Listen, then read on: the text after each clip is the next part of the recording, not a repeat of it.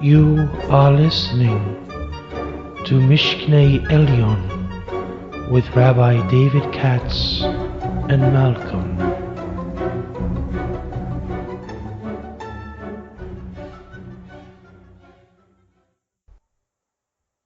Hi, Rabbi Katz. How are you? I'm good, Malcolm. How are you doing? Doing well. Thanks for asking. All right, so let's do the drill. Just do your paragraph, and then we'll go back. It looks like we're doing small paragraphs for a little while.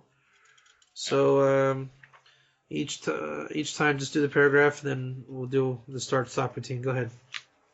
Okay. So we're on page 81. And for those following along, Uh, this is Mishknei Elyon, Heavenly Temple. I'm not sure which class it is by now. If you want to know which class this is, go find the previous class. And if that one doesn't say, then the one before that. But if bottom line is you should have been starting from class 1 by now. And if you're not, then stop this recording. Go back to class 1. It's worth it. It's good stuff going on. So go ahead. okay. So we're starting at the thickness of the walls of the sanctuary and vestibule. If you consider all these different lights carefully, you will see that they all derive from the Vav and He that joined together at the beginning. For this reason, when the measuring line determined the proper dimensions of the walls, it built the sanctuary wall on the foundation of the Vav and the vestibule wall on the foundation of the He, the latter being the exterior wall. These walls are therefore respectively 6 and 5 cubits thick and extend according to the lights enclosed within them. Okay, remember what we said about Gvul? How did I tell you that was translated on Facebook? Limit. Limit. So Gvul is not border or whatever word I was stumbling over. Really, the great word here is limit. So go ahead. And start. Okay. If you consider all these different lights carefully, you will see that they all derive from the Vav and the He. That join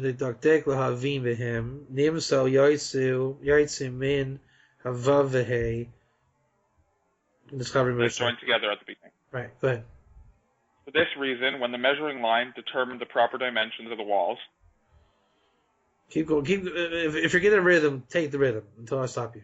Okay, sure, okay. It built the sanctuary wall on the foundation of the Vav and the vestibule wall on the foundation of the He. No, the latter being I don't like that. I don't like that. So actually, it was easy at first, but then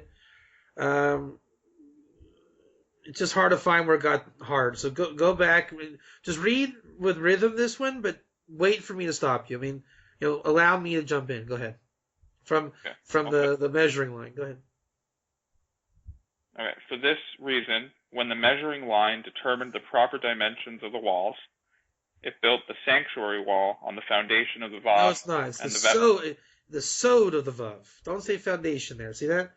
The sod of the Vav. I know he says that, so it makes more sense here, right? Because Yesod, foundation is Yesod.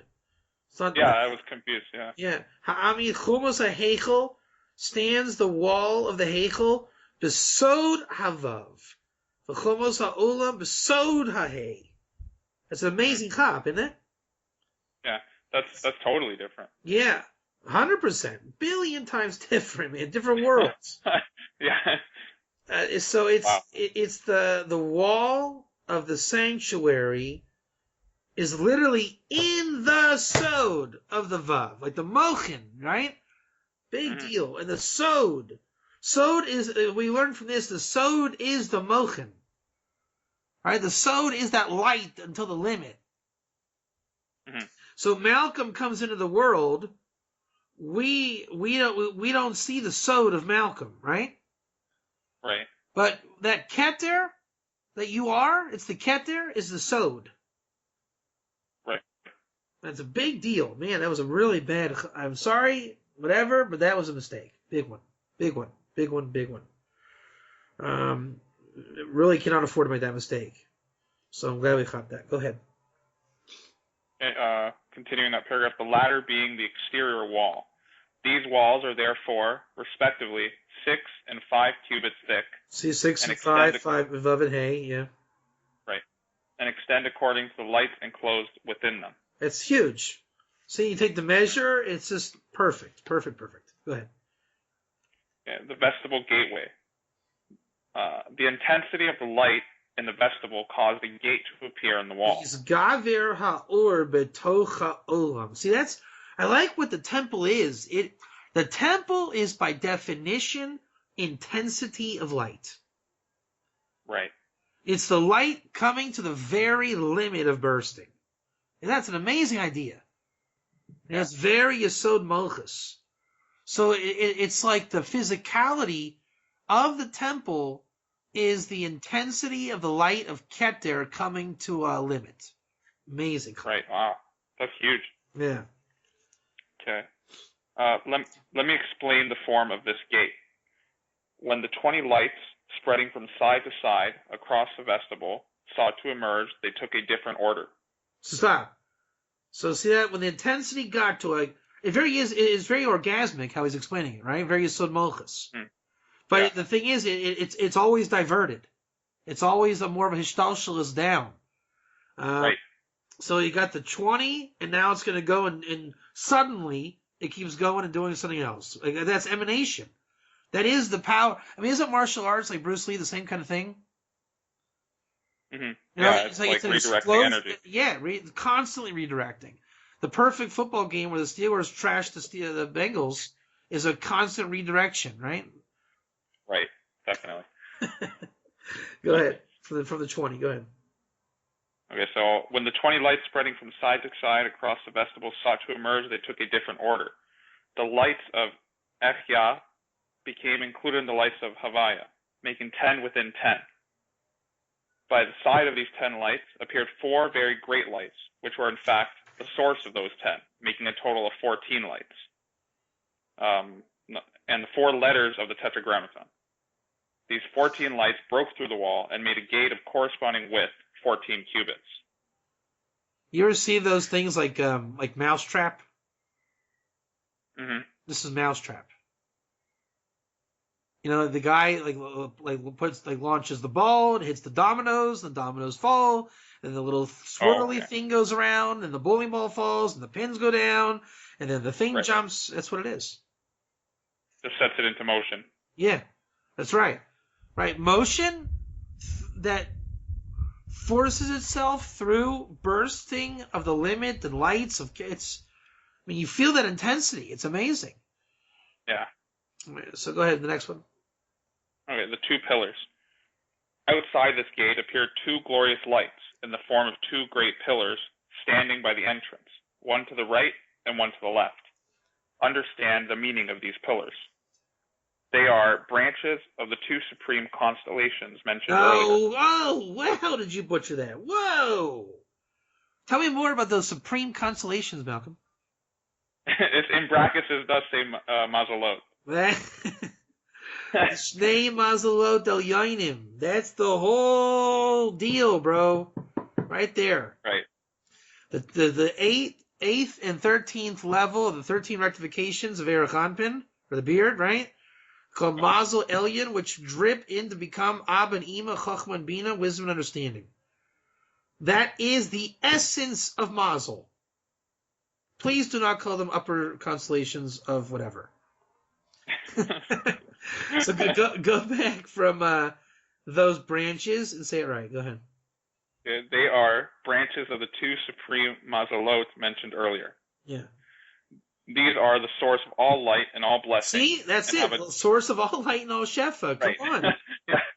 How could they be constellations? Yeah, I know it. Come on. Hello. I'm sorry. Keep going. And they have a decisive influence on everything that happens in the upper and lower world. No. V'al pihem yeh kol mishpatei ha'olam ha'elyonim ve'ha'tachtainim. V'al pihem. Now you can say according to them or through them. I want to take it literal. Through their mouths. Right? God speaks into creation, right? Right. And we are the vessel below to speak what is said on high. So by their speaking and mouthing it, that's my take on it. But you can also be weak about it and say through them, right? But how does it come through them? Speaking will be all the mishpate. Remember, mishpate is the limits, spoken limit. I want you to slow down, Malcolm. Go 20 miles per hour here, right? I told you, I spoke it. It's a mishpat, correct? Correct. So they speak in the creation the limits. So that's why it's mazel. So that mazel is in Keter, telling it where to go. It's mamish the panemius. You see what I'm saying? Yeah. It's like it's speaking godliness in the Keter. It's the atik in Keter, telling it the mishpat, like, hey, boys and girls, we got 20 over here. And then it's like godliness, right? Because it's telling it through God's names. So it's like, oh, you mean Ekia, Yudke, Vavke, and the mazel, right, whatever it is. And then, it's like calling a play, a football play. See what I'm saying? Yeah. Like a divine, godly play by God's names and numerics creates the limit and intensity to emanate. So in the worlds above and below, I hate to say it this way, the mazel above calls the play. And the players run. The angels run and return, giving the shefa to our world where we speak out the creation. Go ahead. Okay. From them emerged the three great names of Yudke Vavke, Yudke Vavke, Yudke Vavke that opened the sanctuary gate and created the vestibule before it. Wow. So that means that them calling the play results in an audible Yudke Vavke 3 times. Isn't that incredible? That's yeah. Yeah, it's That's like good, it's like it's almost like you get someone to say a bracha and then we say amen. You see what I'm saying? Like right. it Yeah. emanates it, and it's so mizgale revealed. You just say Hashem's name 3 times because it is clearly right. That's what's going on. Wow. Yeah. Yeah, showing that it's revelation of God. Right, that's what I was going to say here, showing that the branch is never separated from the root. Right. Exactly. Right. Right. No matter how far the light descends, it always remains connected with its source. That is why these 2 lights appear here in the form of these 2 pillars, a lower manifestation of the 2 supreme lights that are the source of the heavens and ultimately control all things. It's mazel. It's mazel. It's recognition of mazel. Mm-hmm. These columns are very tall, as is known to those who understand the tree and its branches and their source. The truth is that the distance between the place where these lights emerge and the place where they cease to shine is 60 cubits, after which their light is given over to the 2 great lights of Tiferes and Malchus, which determine everything that happens in the world. It is from here that everything destined to come down from the 2 mazalot descends.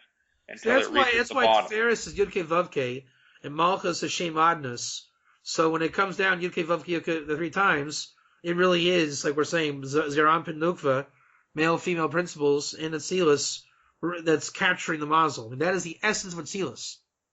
That the Gra says Yudke Vavke is revealed into Tiferet because it's where the Ein Sof is finally revealed. Everything above Zeranpin is not called Yudke Vavke because it's not revealed in physicality yet, even spiritual physicality. Right.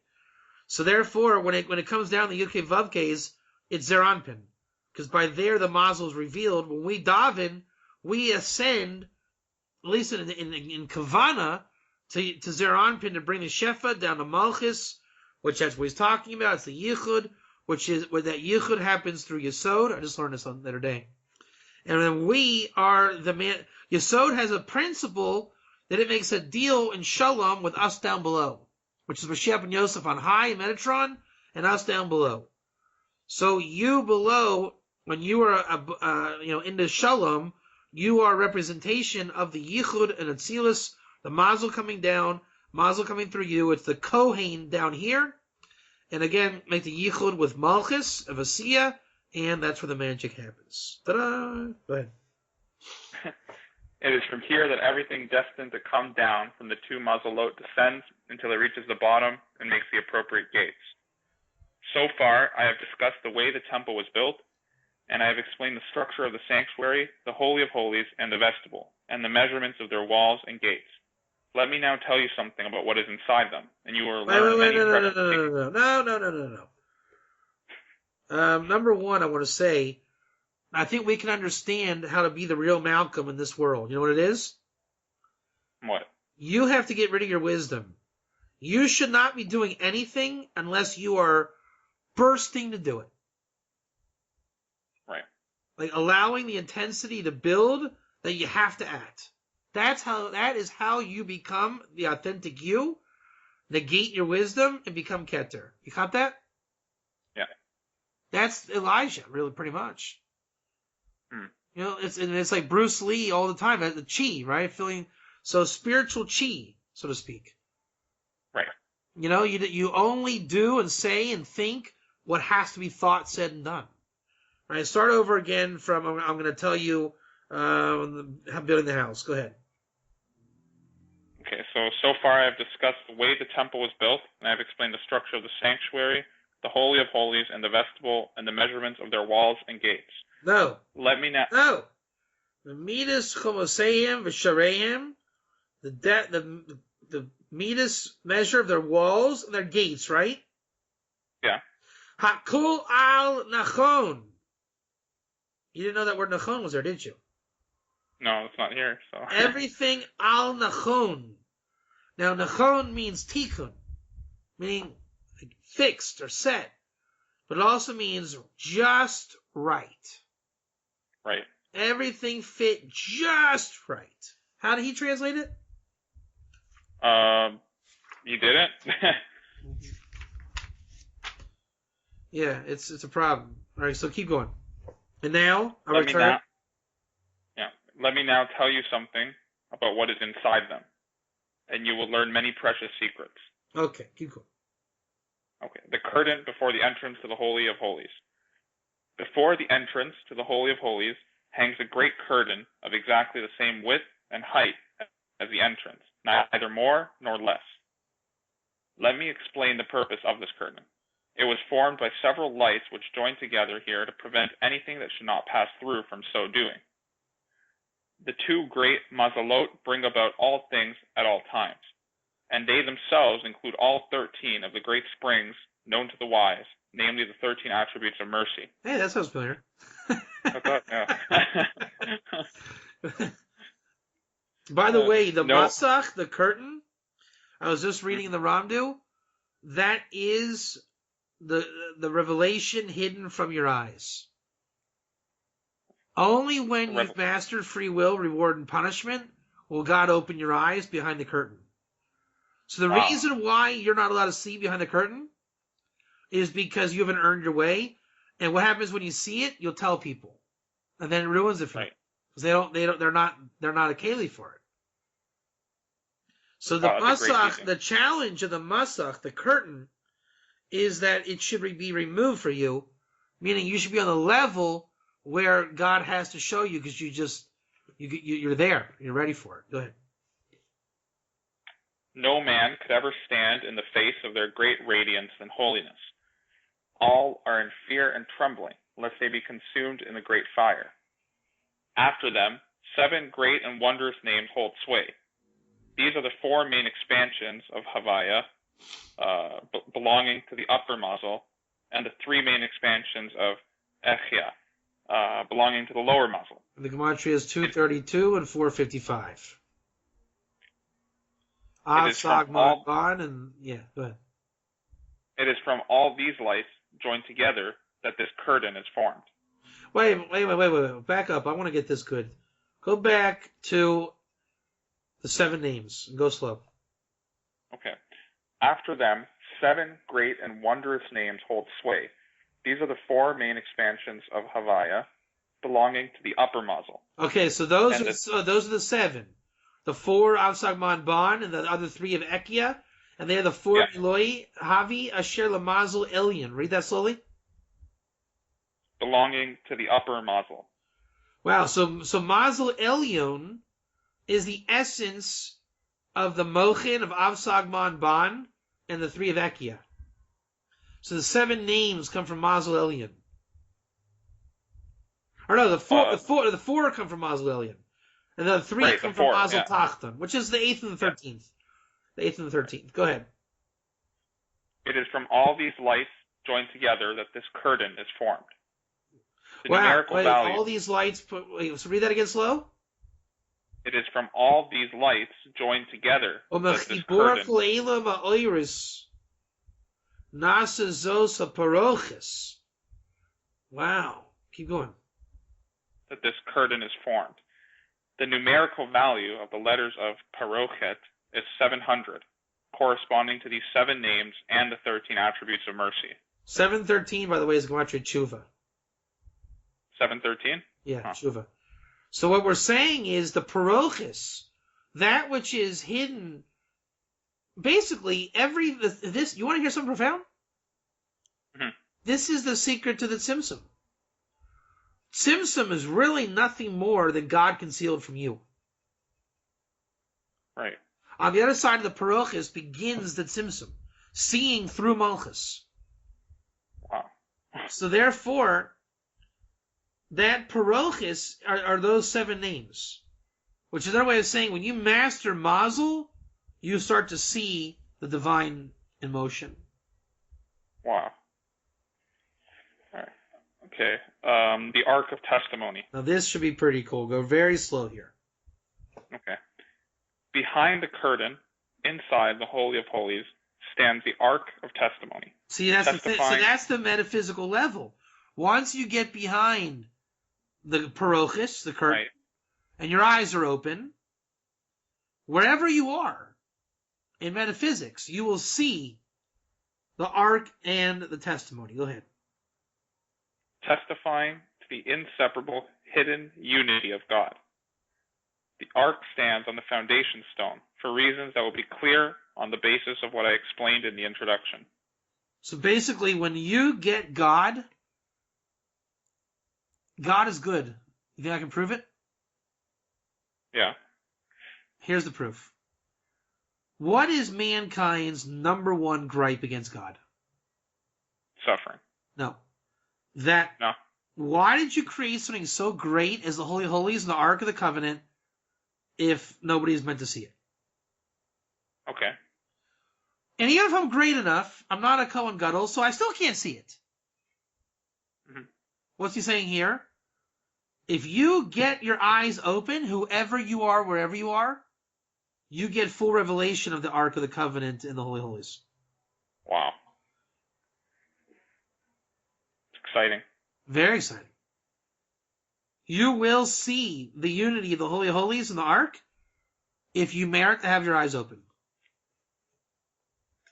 Wow. That's great. So then it doesn't matter if it's returned in the third temple literally or not. Because some say yes, some say no, right? I mean, I'd like to say yes. Maybe if it's not yes, okay, I'll say no. Whatever God, we don't know. It doesn't matter. Ultimately, it doesn't matter. You're not a Kohen anyways. One guy in history in the time of Mashiach will be a Kohen Gadol, right? Yeah. So unless you're him, you're pretty much out of the ballpark. Not so. You can merit to have the revelation. God is good. Go ahead. The candelabrum, temple, and incense altar. Menorah. In the The Menorah. Yeah. We'll speak for real now. Yeah, I'm going to call it the Menorah from here on. Right. The shulchan, and the table with the bread, and the mizbeach, panimi, the inner incense altar. Go ahead. In the sanctuary are 3 great precious lights, one to the right, one to the left, and one in the center, serving both sides at once. Let me explain these 3 lights. The light on the right side spread out in all its strength and glory, appearing as a menorah made entirely of gold, with 7 great lamps extending on both sides. 7 great lamps. I guess we have to say it's the light of the mazel coming through that area. Right. I think this so. light, that would make sense. This light comes from the upper Shekhinah, for it is here. There you go. For it is here in the sanctuary that she reveals her power, since this is the place where all the souls are rectified, as you will see later when we discuss the sacrifice. Right, so that mazel builds the intensity and the limit through the menorah lights. So by lighting the menorah, that is the creation of the revelation of the intensity of the mazel coming through. That's incredible. Yeah. Why so are her lights... imagine the intensity of Aaron lighting the menorah. That wow. mitzvah. Yeah. knowing you're bringing, and that's why we say on Hanukkah, what is Hanukkah? Bringing the Oregon news. That's that. It's not a joke. Hanukkah is that. So that's the secret of the menorah. What happened on Hanukkah, for those that say in the text of the Maccabees it wasn't a literal menorah? Even if you want to say it's a literal menorah, what if you say it's not a literal menorah, right? It's the lights we're talking about were revealed at Hanukkah. Mazel. Why are her lights 7 in number? Because she is on the 7th level counting from above. Right, Likewise. Is the 7th level, right. Likewise, to the left, there is a single light that extends along and across in the form of a table, set with all manner of dainties. The showbread is on this table at all times. The table is 2 cubits long and 3 cubits high, making a total of 5. This is the light coming forth from the lower Shekhinah. Since she is 5th counting down from the levels above her, so her measure is 5. The menorah gathered the upper Shekhinah. I would say it's probably a keli for the upper mazel. And the showbread is the lower mazel. Go ahead. Since she is 5th counting down from the levels above her, her measure is 5. 3 of these 5 levels join together, while the 4th, the Yesod, does not separate from Malchus. This is why the dimensions of the table are 3 by 2. Between these 2 lights stands a third serving both of them. This is called the inner or incense altar, where the sacrifice of the souls of Israel is offered, as I will explain later. Wow. Interesting. Okay.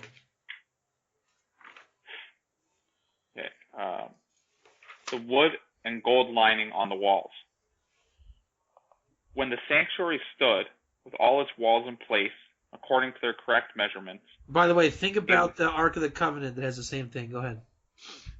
Okay. A lining appeared inside, covering the walls from top to bottom. Over it appeared a second lining. Let me explain the secret of these linings. The walls themselves are built of stones, which come from Malchus. Over them hovers the glory of the king, which completely covers them so that they are invisible. This lining is made of wood because it comes from the tree of life.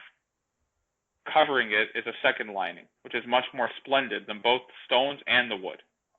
The second lining derives from Bina, which hides her children under her wings. It is therefore of pure gold. Let me now reveal a great secret. When all levels reach a state of rectification and the holy union of the lights gives rise to the most blissful tranquility, nothing is seen of Tiferes or Malchus, because Bina constantly hovers over them, as the verse says, like the eagle rouses his nest. The great glory hovering over them hides them from the eyes of all living. This is only fitting, for it says, "Go humbly before the Lord your God." This is why the Torah forbids placing wood in the lower temple unless it is covered with gold. This will help you to understand the ways of God and see how deep and far removed they are from human wisdom. So, I would say, when you manifest madrigas of divinity, God emanates divine responses to you. Meaning, if you're going to be, you're not going to be most likely, but if you were a true example of Zeranpin, you know, the Shefa that comes to you would be divine. Right. I mean, look at Abraham and the people in the Chumash, you know what I'm saying? Right? Right. So the temple is a pure, Zeranpin Malchus. You see what I'm saying? So the divine Shefa is specific. You're only not specific when you're not specific. If Malcolm tells me his name is what, that's your Shefa. Right. But if you sound like Keter, you're gonna receive Keter responses. So the temple is manifesting precise measures, it will emanate the proper response, the proper shefa. And there's really no reason why it shouldn't. You're just used to McDonald's culture. See what I'm saying? Yeah. Okay. Okay. The cherubim and the palms on the walls. Yeah. Inside the sanctuary, the most beautiful lights appear on all the walls. They all receive from one another as they spread out from amidst the radiance caused by the perfect union all around. These lights shine in the form of cherubim and palm trees. Understand the greatness and importance of these lights. There are male and female palms. Of this, it is said, the tzaddik will flourish like the palm, referring to the tzaddik and his mate. The cherubim have two faces, that of a man on one side and that of a lion on the other. Know that the building of this temple is accomplished through the power of the right side in mercy. This is the secret of the verse. The mountain of the house of Hashem will be firmly established on top of the mountains. No, it won't. Nachon ye arbayas Hashem arosh harim. There's that word nachon again. Wow. So nachon, like fully ripe and established, tikkun, will be the temple mount of Hashem on the head of mountains. Good. The top of the mountains alludes to the right side, that of the lion, of which it is said, and the face of the lion to the right. This joins with Adam, man, corresponding to Tiferes, the center column. It is from the light of these two that the holy union, symbolized by the palm tree, derives. For this reason, the faces of the cherubim are turned towards the palm tree. For the lion is on one side, the face of the man on the other, and the palm tree stands between the two. You know what it is? What? It's so rich in divinity. It's natural. It's Tselem Elokim. Meaning it's not going to be an artist depiction of a palm tree and a lion. Right. You know how when you look at clouds and you say, hey, look at that, it looks like Popeye, right? Yeah. That's going to be the temple. Meaning it's going, you know how it's like, I hate to say it this way, but like a birthmark could look like a picture. Right. So the temple is going to have birthmarks. That's a good. I like that way of looking at it. Yeah. But it's natural. It's natural artisan. Right. But so it's going to be 100% natural and 100% divine providence, like a cloud. I mean, like you see those pictures on Facebook once in a while, right? I saw one of the American sunset. It was like the red sky, the blue sky, and the white sky come together, American flag. It was clearly an American flag, but not really, just to our perception. The temple, you're going to see the lion, the palm, and you're not going to be able to write it off as, okay, nice cloud formation, right? You're going to say, that was just divine. God did that. Right. But it's still not going to be like a Van Gogh, right? It's still going to have like that cloud type. But so divine providence, it was God that emanated it. Go ahead. The narrow windows. These lights illuminated the entire sanctuary, filling it with blessing and favor. The palms and cherubim increased the strength of the welling stream of blessing concentrated in the sanctuary. See, that's the thing. When God emanates that, apparently, that is the secret of bracha v'ratzon, favor and bracha. Well, because think about it. Think about it. You're seeing a godly creation. So you don't believe you were created by God. You're just Malcolm. Okay. When he creates the cherubim in the temple, you know that was created by God in the Makiv. See what I'm saying? Right. Did you ever see Indiana Jones in The Last Crusade? Maybe. Probably. The end scene of the Holy Grail, right? Oh, yeah. Okay, yeah. The whole point is that you knew you were in a godly place. That's how they made the movie, right? Indiana Jones knew that was not made by man. So that's the temple. The constant, because you know it's natural in creation, so you can take it, but it's emanated by God. That is the definition of filled with blessing and favor. Right. It's concentrated mazel on the level you are with God, but natural enough that doesn't freak you out. Right. So it's not so powerful that it'll overwhelm you. Well, or mavato your keli. Yeah. Right. Yeah. Go ahead. Okay. Even as it goes forth from the presence of its masters, it does not weaken. As the intense light within the sanctuary burst outwards, not only did it open the gate, but also breached numerous apertures in the walls. Even though these apertures are very narrow on the inside, the light shining out from them spreads forth on all sides. For this reason, these apertures in the walls are called closed windows. You know what that's like? Because they, Imagine glass shattering, and you say glass shattered, right? yeah. But what if every individual shard was like perfect like fractals of like equal fractals? Well, So I'm saying that the Heichel burst forth with light, that it created a symmetrical, like perfect building. like organized chaos. Yeah, organized chaos. Exactly. Right. For this reason, these apertures in the walls are called closed windows, because they are narrow on the inside and wide outside. Such apertures are found in all the walls of the sanctuary, the Holy of Holies, and the vestibles. Numerous lights shine forth from these windows at all times, in addition to the flow of blessing that goes forth from the gates. For the flow of blessing goes out only at its appointed times, whereas the lights from these windows never cease to shine, giving strength and power to the lower worlds. So what it is, it's probably 1 degree different than anything any man has ever created. Mm-hmm. Imagine if you can conceive of man creating it, it's not a big deal. Right. But if God creates it, and it's even 1 degree off from anything a man can conceive, or whatever number you want to put in there, right? Then you know God did it. Once you know it was God, that's the Elokus that remains Mizgalati. See what I'm saying?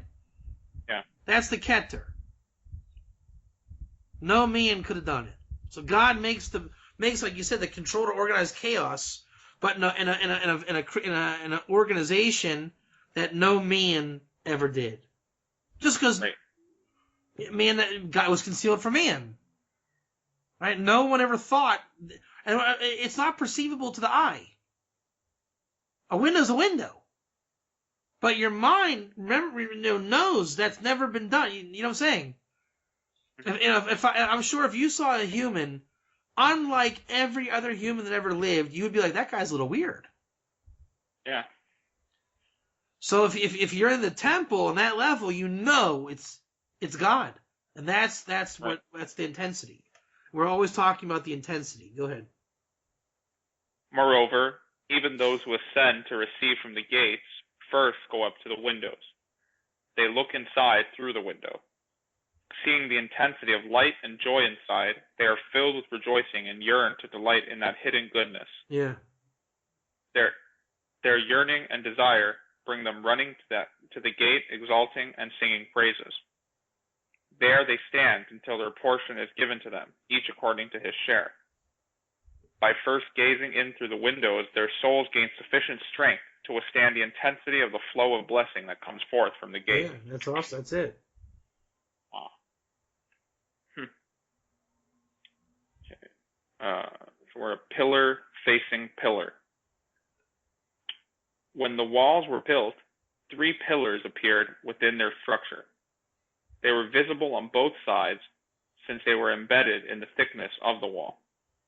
They stand pillar facing pillar, corresponding to the 3 columns of the spheros, kindness, judgment, and mercy, in order to strengthen the mighty building and keep it stable.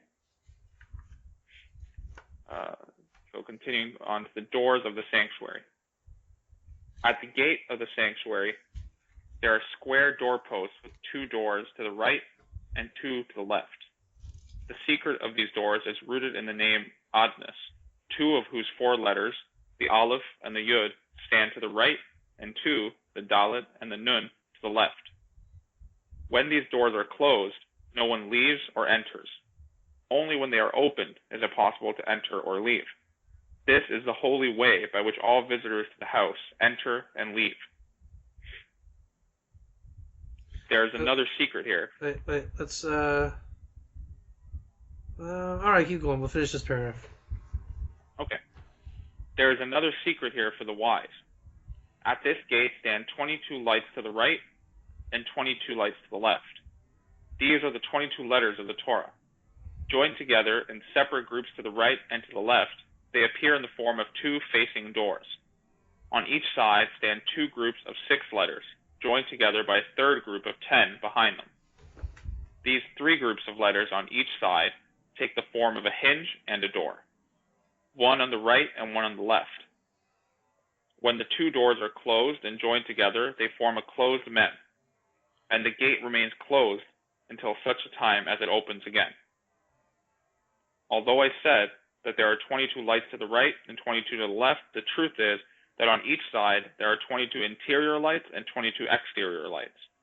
For this is a place of the upper Shekhinah and lower Shekhinah, both of which possess these lights. For this reason, the lights are doubled, and there are 4 doors. All right, yeah, so I guess it's all about the upper and lower Shekhinah just pouring through the temple on the inner level. Yeah, this is great. I don't know. The temple's always been something hard to visualize and kind of get into it, right? Because we don't have one. But this is incredible. It's like watching the pathways of like water flow through different channels and building these magnificent structures. That's it. It's water flowing through the channel. Like I said, the Ramdu Shir. That's what this is. It's Rizal Kabbalah. And the temple. Beautiful. I mean, I don't even feel like I'm separate from the temple anymore after this. You know that? Right. Yeah. I mean, you really feel like you're a part of it. 100%. Yeah. All right. So remind me on the second the middle paragraph of my page. Okay. And you got where you're at. Let me just see where we're at. I'm on page 170. And we're going to go as far as... I don't know if I have to do the review part. Let me see.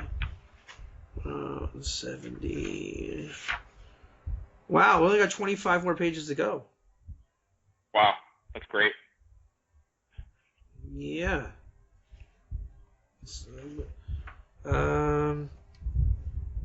We're doing... Yeah, we're not that far. I mean, really, it's... All right. Yeah, I don't know how many more to go, but we should be able to finish. That's great. All right. So Lava Tov, and we'll ping each other when we're ready to go. Okay. Have a good night, Rabbi. You too. See ya.